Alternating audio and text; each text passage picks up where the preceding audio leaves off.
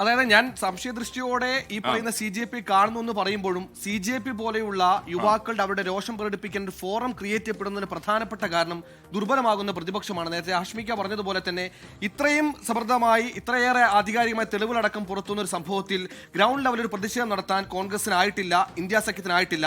അപ്പോൾ ഏറ്റവും പ്രധാനപ്പെട്ട പ്രശ്നം കോറായ ഒരു വലിയ വിഷയം വരുമ്പോൾ ഈ പറയുന്ന പ്രതിപക്ഷ സഖ്യനിരയിൽ തന്നെ വലിയ പ്രശ്നം ഉണ്ടാകുന്ന ഒരു സ്ഥിതിവിശേഷം ഇപ്പോഴുണ്ട്. അതായത് കുടുംബത്തിലെ പ്രശ്നങ്ങളൊന്നും പറഞ്ഞു തീർത്തിട്ട് നാട്ടിലെ പ്രശ്നത്തിലേക്ക് ഇടപെടാൻ കഴിയുന്നുള്ള സ്ഥിതി സംജാതമായതുകൊണ്ടാണ് പലപ്പോഴും ഇത്തരം വിഷയങ്ങൾ പ്രതിപക്ഷത്ത് ഇറങ്ങിത്തിരിക്കാനാകാത്തത്. അതുകൊണ്ട് പ്രതിപക്ഷം ദുർബലമാകുന്നിടത്താണ് ഇത്തരത്തിലുള്ള പ്രതിഷേധങ്ങൾ ഉണ്ടാകുന്നത്. ഈ പറഞ്ഞ ജനസിയുടെ രോഷങ്ങളൊക്കെ കളക്ട് ചെയ്തുകൊണ്ട് പ്രതിപക്ഷത്തിന് ഇറങ്ങാൻ സാധിക്കുമെങ്കിൽ ഈ പറഞ്ഞ CJP എന്ന് പറയുന്ന ഫോറമൊക്കെ യുവത്വത്തിന്റെ ആ നിരയൊക്കെ പ്രതിപക്ഷത്തിനൊരു കരുത്താകും.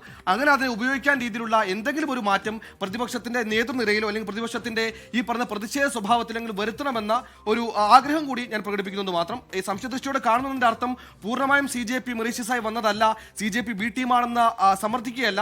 അങ്ങനെ ഒരു വശം കൂടി ഇതിനുണ്ടാകാൻ സാധ്യതയുണ്ട്. കുറച്ചുകൂടി സമയമെടുത്ത് അതിനെ വീക്ഷിച്ചിട്ട് മാത്രമേ ഒരു കൺക്ലൂഷനിലേക്ക് എത്താൻ നമുക്ക് ഈ ഘട്ടത്തിൽ കഴിയൂ എന്നുകൂടിയാണ് ഞാൻ സൂചിപ്പിക്കാൻ ഉദ്ദേശിക്കുന്നത്.